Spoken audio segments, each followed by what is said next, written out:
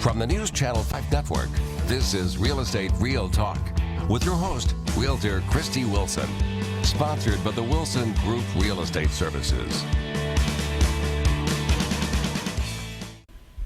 Good morning. Welcome to Real Estate Real Talk, Nashville's only live call-in TV show where you can call in with any of your real estate questions. And we invite you to call in this morning at 737-7587. My name is Christie Wilson, and I am your host of Real Estate Real Talk, which is sponsored by the Wilson Group Real Estate Services. So we encourage you to go to the Wilson Group Real Estate Services website at wilsongrouprealestate.com and go to our Facebook page and like us on Facebook. Today, I have my co-host, Yogi Dougher, with me, and as many of you know Yogi, he is an investor extraordinaire, and it's just such a treat to start season 3 with you. That's right. We go back and forth and back. That's right. That's right. He actually picked me up this morning and brought me to the studio, so I appreciate that as we lamented the traffic on Charlotte Pike this morning going, It's not the best kept secret in Nashville any longer. That's right. That's right. And what's so cool about today is I have a guest. We have a guest with us who I've wanted to have on the show for some time now. So he's a first-time guest, and our guest today is Shawn Henry. Shawn is with Toon Intrican White attorney firm, law firm. And Shawn, tell us a little bit about yourself, what you do, and all the interesting things that you have to share with us today. Well, not all of them, because we want to have part of the show left. We don't have enough time. That's right. Well, I've been practicing law now for about 15 years, and my background is actually in city planning. And I came to Nashville in 1990 after graduating from the Ohio State University in a master's program in city planning.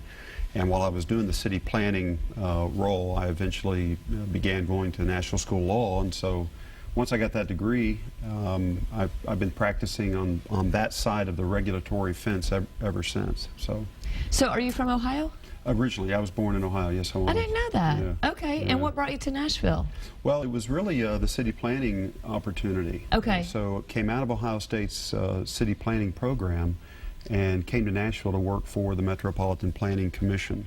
And I did that for about 7 years, eventually moving over to Metro Development Housing Agency in their urban development office doing economic development work, and all the while still going to night law school at the National School of Law, and eventually, again, crossing over into the private sector with the law firm of Toon Intrican White, and I've been there ever since.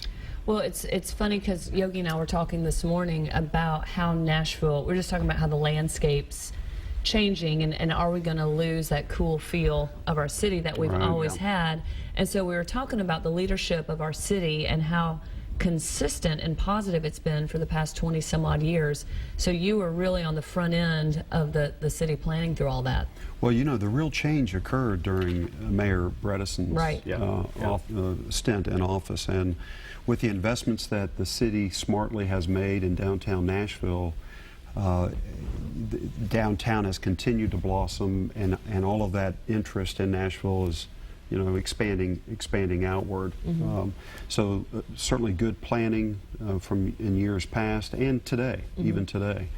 But the activity, the level of interest, the investments that are being made in Nashville is a direct result, I think, from that consistent leadership that we've seen in the executive office. No question. Yeah. And it's a lot of great leadership and over a long period of time, but now it seems like time is compressing and things are happening much more quickly. So fast. Yeah. But like you said, it started a long time ago. Now it's just sort of starting to snowball. The investment's paying dividends. Well, and with the economy improving so much, so quick, I think in Nashville it's improved quickly. I think other places perhaps has not, but we've been very fortunate here that not only the investment in the city, but the people capital, you know, the strong entrepreneurial spirit, plus the really solid corporate landscape that we have as well. My office is in the UBS Tower, and you know, every time I come out of there, I'm seeing younger and younger employees who are walking down the street, walking down Union Street, going to their parking garages or getting on the buses, shuttling them over to LP Field, and it's fascinating to see that new young generation coming into Nashville and investing their talent in our city, and our city's been open arms for them. That's right. Well, to that point too, when we were driving in this morning, it was fun to have a carpool. I'm always in my car by myself, or unless I'm driving buyers around. So it's just la, la, la.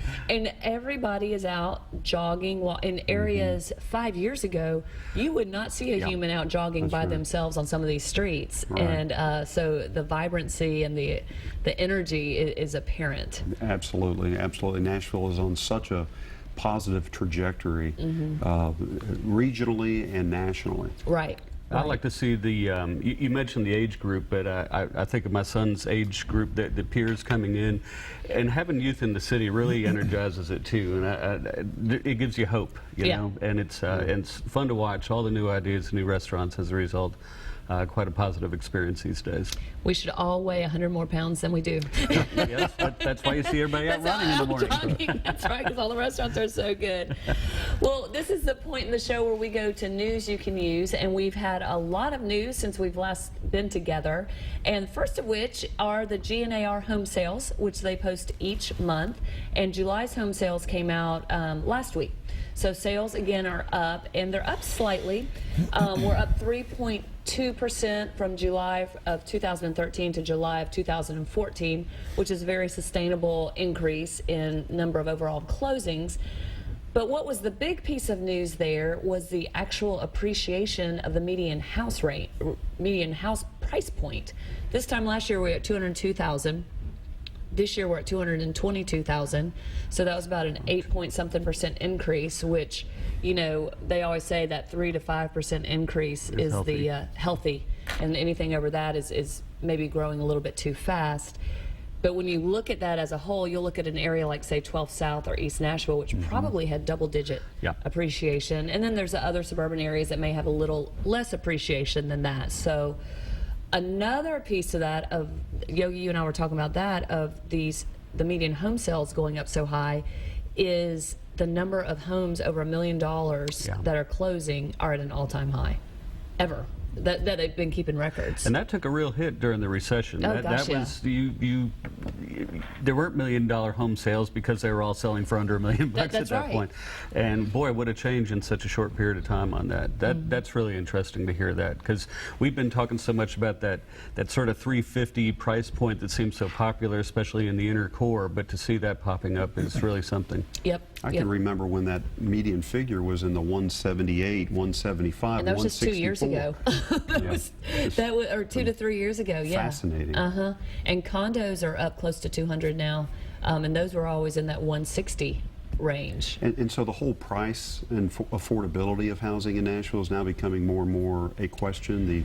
The concept of gentrification, where neighborhoods, the Nations area, East Nashville, North Nashville, the Antioch area, those areas are now seeing so much more investment, and housing prices going up so dramatically that folks are finding it somewhat difficult to be able to afford. And certainly these new apartments that are going up are pretty expensive. Yep. Very expensive. I think the apartments are starting at $2 a square foot.